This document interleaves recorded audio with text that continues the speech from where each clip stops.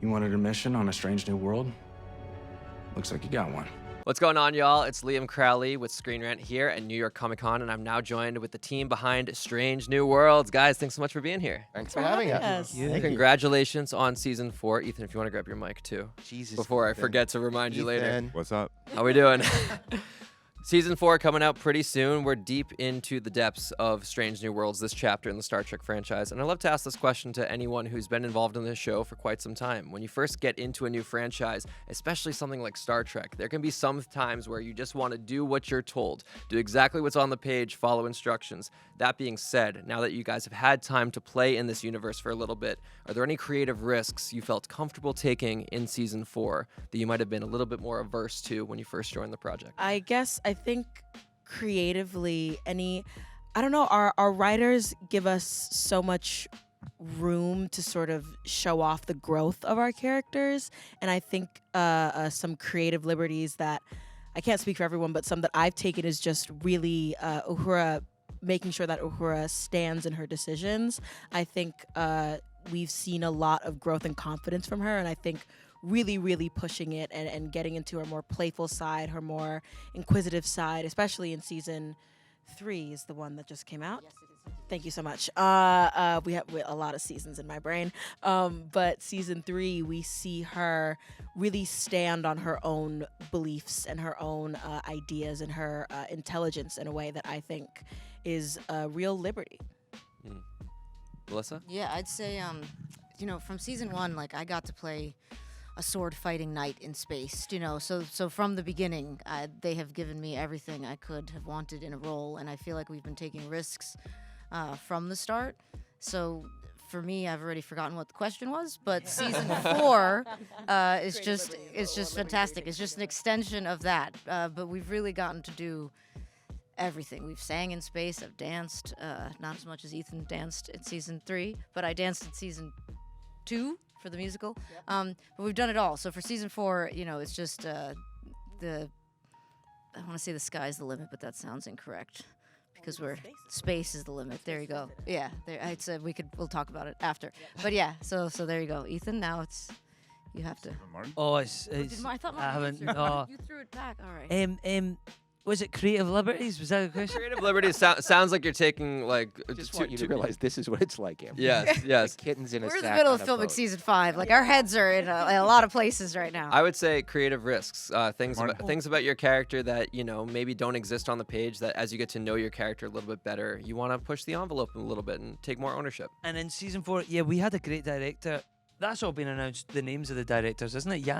Yana's directing an episode. Am I not allowed to say that? I don't know. You're going off the It's rails, really man. done. Oh, wow. Getting wild. But she was great. She was letting us riff loads, and it was brilliant. It was just like you had real ownership on the set. Do you know what I mean? And yeah, they're always great. They always allow me to kind of add Scottish words in here and there. You know what I mean? Which I love.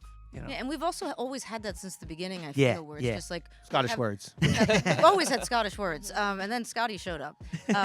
But from the beginning, it's like we have this great crew of legacy characters and new characters, and our showrunners and our writers have done a fantastic job, and I'm not just saying that because they're sitting behind me, but of being able to integrate our personalities and the things that make us as actors and personalities pop, and yet weaving it into the characters that so many fans have loved for so long. And so they've always given us that agency. The writing is always so good, but yet if there's something we see that we feel is not true to the character or something where we see the character going, they allow that conversation. And so that's why for season 4, I'm just like, it's a continuation of what I feel like we've been allowed to do and we've been given the freedom to do since the beginning. And I think that's why the show works so well.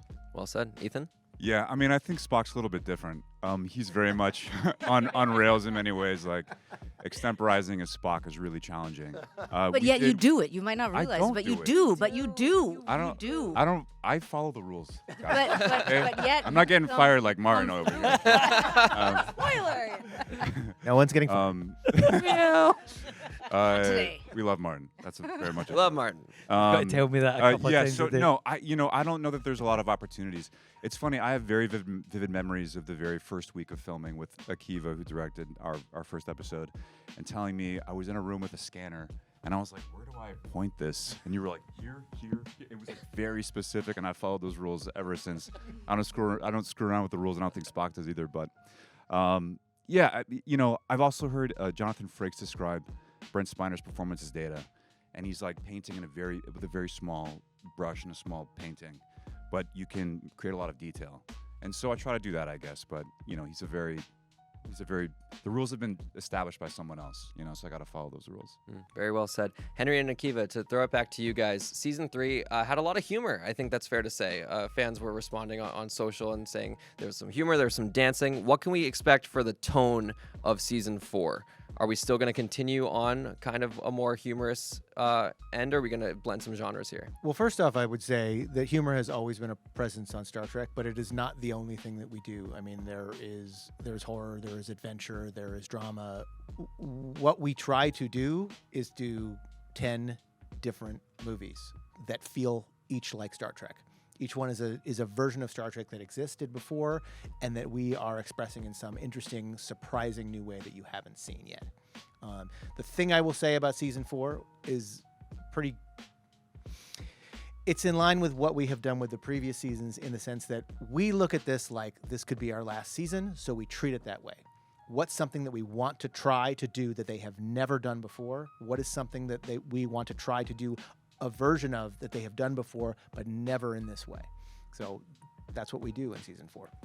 And I think that it's fair to say, as we come to the end of the show, right, because we're making season 5 now, that, we're trending towards that which is probably the center line of Star Trek, right?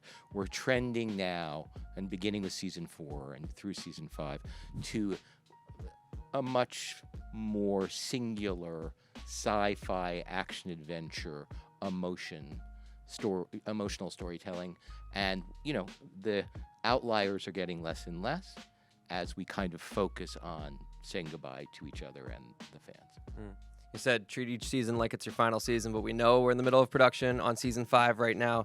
I guess for everyone, has it sunk in yet? Has those goodbyes started to feel permanent? Does it feel bittersweet to say goodbye to this world? I don't feel like we're ever going to say goodbye to this world. It's Star Trek. Like, there's definitely, now that we're on the bridge, there's days where, like, being on the bridge of the Enterprise will never get old. At least not for me. I mean, I think I can speak for all of us. Even on Monday at 5? Monday at 5. Monday at 5. No, it's gonna AM be like, or here we PM? go. Haircut. Here we go. But no, it's like that feeling of this idea, like, I don't know if we were saying in this interview or another one, but when you say goodbye in life, you don't know you're saying goodbye, right? And so for us, we realize that we're making something that fans are going to be watching for a very, very long time to come. And they're going to be rewatching it, which is the best compliment as an actor and as a show and as a story. So for us, we're making something that's going to exist for much longer than I think we will be here. So for me anyway, I'm just like, we're having a blast, days on the bridge, especially the long ones. I'm enjoying. But I just don't think we're ever gonna say goodbye. Martin, what do you feel? Yeah, I mean, I joined the party late, and Scotty started quite cocky, and then he kind of, I think there was a bit of a knock to his confidence, and he's just finding himself again after that. And I'm kind of sad that just as he's finding himself, we're in season 5, and I feel like he's getting into his stride. And then it's the kind of finale of season 5, before we know it. So I'm kind of sad about that, joining the party and everyone's booking taxis to go home. The ending doesn't feel real to me at all, because, I think every day is so involving, and you have to full body every single day. And it's not until like the very last cut of the very last scene that it's like going to be suddenly like released. And so I don't think it'll feel like done until next year sometime. Because also we've rolled through 2 seasons basically this year back to back, and it just makes it feel like it's going to go on forever, and is going on forever in a way. Yeah, and you get to celebrate at events like this in New York Comic Con. The press cycle brings new life to that era of goodbye. Guys, they're giving me the rap cue, and I didn't even get to ask about the possible year 1 spinoff. I'm bummed. Is there anything we can say quickly? We remain dreamers. Dreamers and pitchers, maybe? Endlessly. Lovely. Well, guys, enjoy your New York Comic Con. Thanks so much for taking some time today. Thank you.